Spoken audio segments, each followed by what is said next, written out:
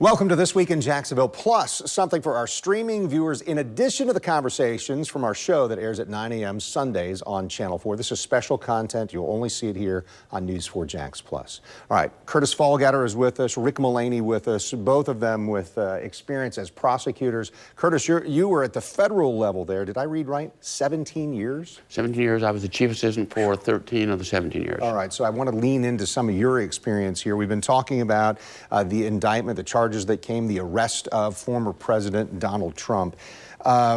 When we talked on our show for Sunday morning, you were talking about the seriousness of the charges. It seems like the 31 charges about holding on to these documents, that's one thing. It seems like the obstruction charge may be up here a little higher. Is that right? They really fit side by side because the withholding, concealment is all part of the efforts to obstruct, and one goes with the other. They help prove each other, and obviously you wouldn't have an obstruction if you're not withholding documents that are under subpoena. I mean, first, of course, the request is made, written request for them, then the FBI made the request, the National Archives did, then the grand jury subpoena comes, and through all of those, it was just an effort to obstruct producing those records and to hide them. Rick, as we talked through this, we were covering this live on air as it was all happening this past week. It still seems so surreal that this is happening to the former president. It does seem surreal, and maybe we'll never get the answer to some questions. And one of the answers we may not get is, why did President Trump want these documents? As Curtis just mentioned, there were a number of opportunities in which he could have turned the documents over. And he may dispute that some are his personal records, but there's national defense documents that are very sensitive that I think he's likely to lose on when they litigate this. Why did he want them? After multiple opportunities, including the subpoena, if he had turned them all over in response to the subpoena, I don't think we'd be here. So many people ask the question and they speculate, what was it that he wanted in these documents? They began to investigate to some extent. Was there some pecuniary gain? There's no evidence to show that. Was it compromising in some way with some foreign power? There's no evidence to show that. Chris Christie speculated that, quite frankly, he never got over losing as president, and this was the trappings of the president. Maybe this was a trophy. I don't know, but it is a question that gets asked.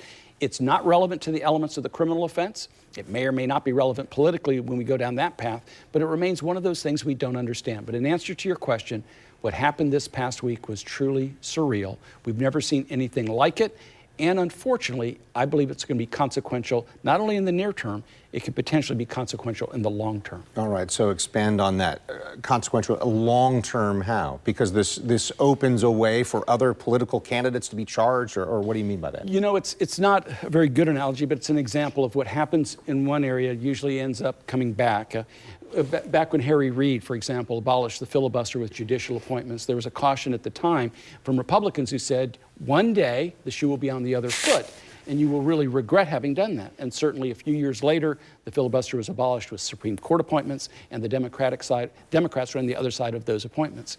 Here, and this is something raised by many conservative columns such as the Wall Street Journal and by some of supporters for Donald Trump, is that does this open up Pandora's box in the future, that now it is fair game to go after former officials, former elected officials. By the way, although it hasn't happened in this country, it's common around the world. It happens in many countries all around the world that you file charges against your former opponent or your current opponent, and that is one of the practical concerns. Now, does that mean you don't go forward with such compelling charges? That's a separate question. And that's one of the arguments that's been thrown out there. Curtis, I want to come back to some of the details we saw in the indictment here.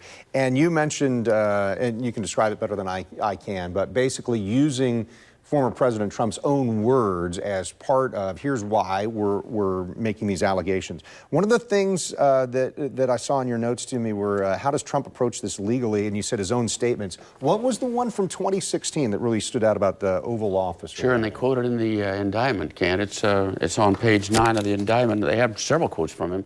And by the way, back to Rick's point on the why, there's actually some evidence in here of the why, because he shared it with reporters. He shared it with others. So part of it is his, looking like he's an important person. I've got these secret documents.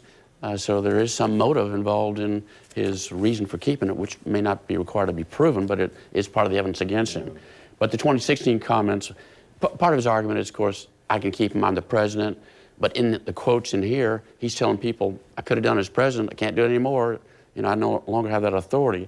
But he bragged back in 2016 during the election about how important it was to keep confidential documents confidential. And among other things, he said, we can't have someone in the Oval Office who doesn't understand the meaning of the word confidential or classified. He was at a meeting, a fundraiser up in North Carolina. Service members here in North Carolina have risked their lives to acquire classified intelligence to protect our country. And he knows how serious it is. He actually issued, when he became president, he issued a memorandum saying you got to keep it confidential. So why is this important from a prosecutor's standpoint to know that kind of background 7 years ago? The strongest evidence in any trial is the words of the defendant. If I tell you I robbed a bank, I probably robbed the bank. So my words where I admit that I know it's confidential, where I admit I'm supposed to keep it that way, and then don't, how do I ever show up in front of a jury and say, oh, I was making that up in 2016?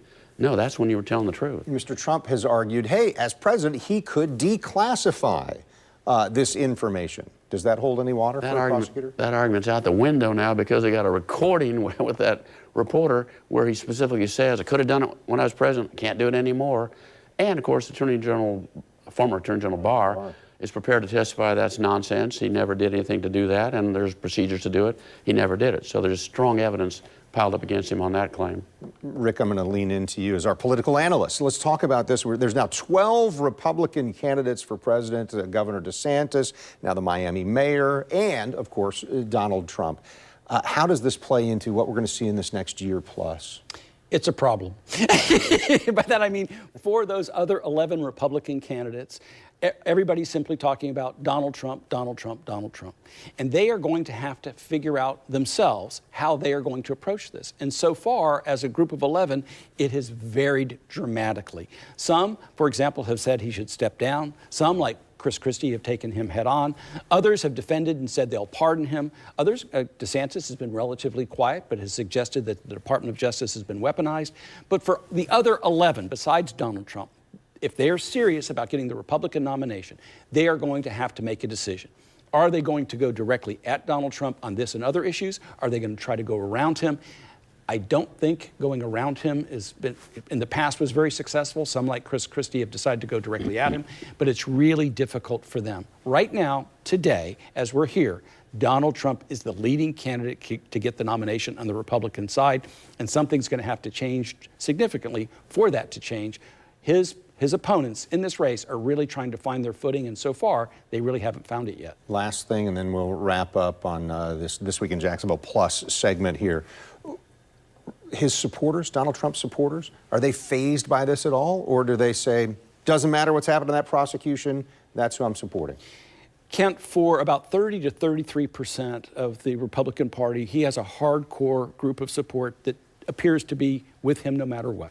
And after the indictment in New York on state court charges, you saw he raised more money and expanded his lead on the Democratic side. He has now tried to define this as no matter what comes next, and he sort of predicted more indictments would be coming. It's all part of it's politically motivated, it's weaponization, it's election interference, they're trying to take me out, and his hardcore support is with him. However, there are more moderate Republicans, more moderate Democrats, and independents that aren't in that category. So the short version is this. In the primary, he's very, very compelling, and he's the odds-on favorite. In the general election, this could be very problematic. It can be challenging for him to win in the general, but he very clearly could be, and likely will be, the Republican nominee. Rick Mullaney, Curtis Fallgatter, thank you for your insights, your expertise, and for talking through this. And for all of you, you can watch more in-depth interviews just like this one. It's in addition to our show that airs at 9 a.m. Sundays on Channel 4. This is special content you only find here on News 4 Jax Plus.